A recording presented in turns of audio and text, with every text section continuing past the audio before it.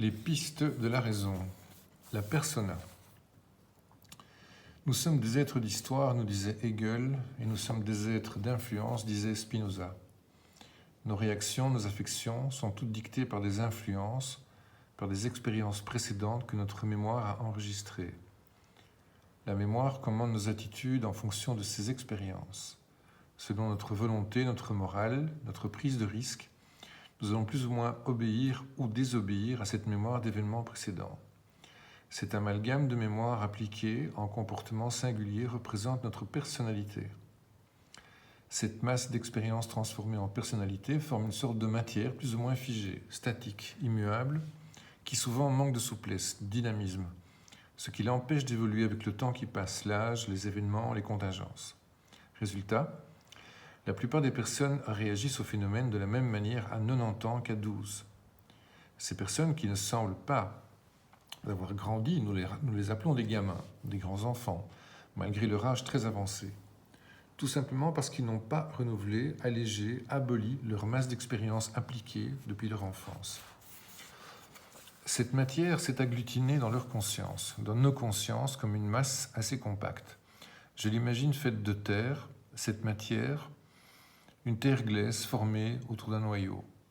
Nous l'avons malaxée, nous avons ajouté des couches de terre au fil des années pour constituer cette masse qui est notre caractère, notre identité construite. Appelons cette masse argileuse la persona. Elle est notre masque, notre personnalité, si l'on préfère. Persona convient bien à la manufacture empirique de notre personnalité à travers le masque spectaculaire de la construction chimérique de notre conscience. Nous avons bâti nos principes, nos goûts, nos envies, nos besoins en fonction d'elle, en fonction de sa constitution et de tous les éléments que nous y avons ajoutés. Cette persona a un certain volume et un certain poids. Elle sera plus ou moins dense en fonction de chacun. Sa taille, son poids varieront en fonction de ce que nous y avons ajouté, additionné. Afin de distinguer les différences entre les personnées, il nous faut leur déterminer un indice, une valeur distincte. Donnons-leur un rapport entre leur poids et leur volume. Donnons à chacune d'entre elles un poids volumique. Établissons que nous les comparerons grâce à la connaissance de leur poids volumique. Par exemple, la Terre a un poids volumique de 5,51 g par centimètre cube. Établissons que ce poids volumique de la Terre est le plus important parmi les exemples qui suivent. Comme premier exemple, prenons une personne qui sera relativement instruite, avide de découvertes, qui n'aura pas trop d'a priori. Elle aura une expérience de la vie et sera malgré tout curieuse de découvrir sans estimer tout savoir. Elle ne donnera pas son avis sur tout et elle saura dire « je ne sais pas » ou « je n'ai pas d'avis ». La persona de ce premier exemple aura pour nous un poids volumique assez léger. Disons la moitié du poids de la matière que nous avons prise en exemple pour l'illustrer matériellement. Établissons le poids volumique de cette persona à 2,5 g par centimètre cube. Prenons une autre personne qui sera plus instruite, qui aura lu et compris une partie de la philosophie, quelqu'un qui connaît des techniques de fabrication diverses, qui joue peut-être d'un instrument de musique et parvient à apprendre à d'autres certaines choses sans se poser comme un professeur autoritaire, mais comme un ami qui aide son entourage. Quelqu'un d'affable et jovial, qui aime manger et boire sans excès, quelqu'un d'équilibré qui se suffit à lui-même. Lui, nous avons compris que le poids volumique de sa persona sera encore plus léger, disons 1,5 g par centimètre cube. Maintenant, prenons quelqu'un qui, depuis son adolescence, s'est construit une personnalité bien détaillée, bien précise. Quelqu'un qui sait ce qu'il veut et ce qu'il ne veut pas, qui a son idée sur tout et ne compte pas en changer. Quelqu'un qui a des goûts et des dégoûts, qui aime certaines choses et n'en supporte pas d'autres, sans parvenir à en expliquer les raisons. Quelqu'un qui est même peut-être allergique à certains aliments.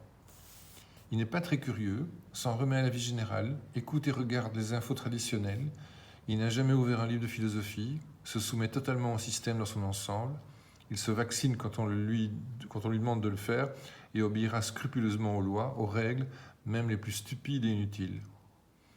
Son statut social aura également beaucoup d'importance.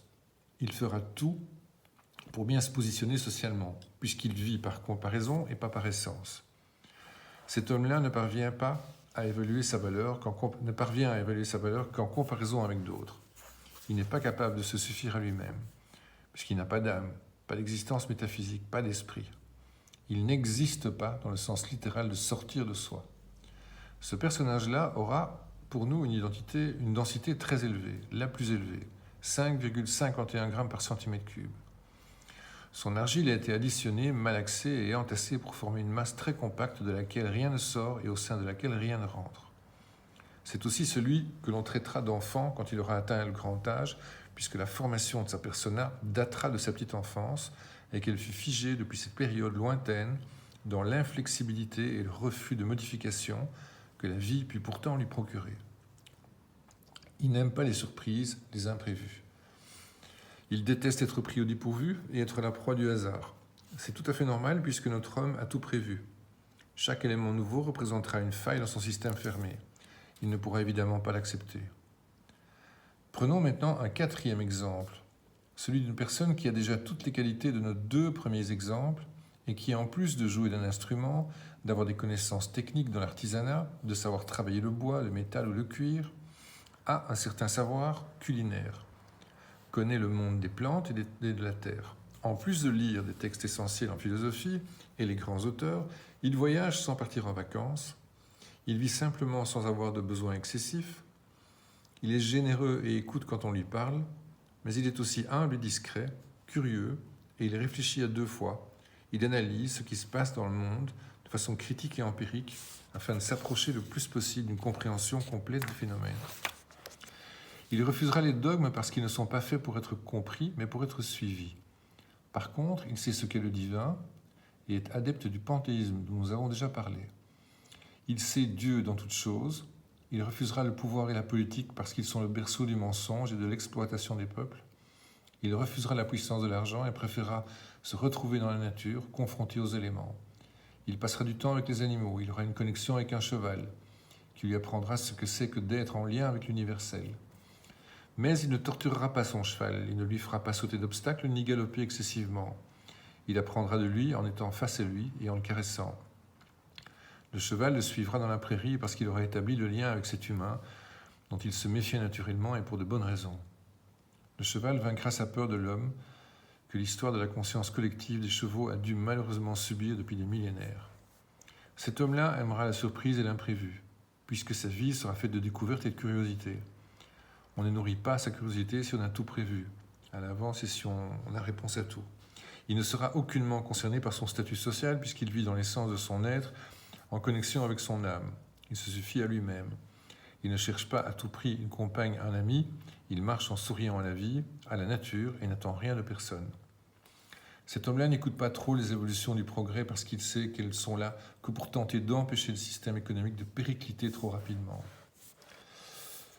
Il sait que dans chaque nouveauté et chaque progrès se cache une détermination du profit, un nouvel asservissement, la création d'un nouveau besoin qui deviendra vite une obligation et qui mettra le peuple dans la soumission absolue sans qu'il ne s'en rende compte. Il désobéira aux règles qu'il trouve stupides, exagérées. Il préférera comprendre plutôt qu'accepter. Il sera en accord avec son histoire et avec notre histoire et se détachera du monde actuel qui ne lui convient pas. Il vivra sa vie en toute liberté et sera en accord avec son âme parce qu'à force de vivre dans la raison plutôt que dans les émotions, notre homme aura retrouvé son esprit et connaîtra la fameuse antélichie d'Aristote. Pour en arriver là, il aura dû détruire le peu de persona qu'il s'était construite. Il aura dû abolir son éducation, abolir son en-soi, pour accéder au pour-soi et se regarder en face. Sans masque, sans persona.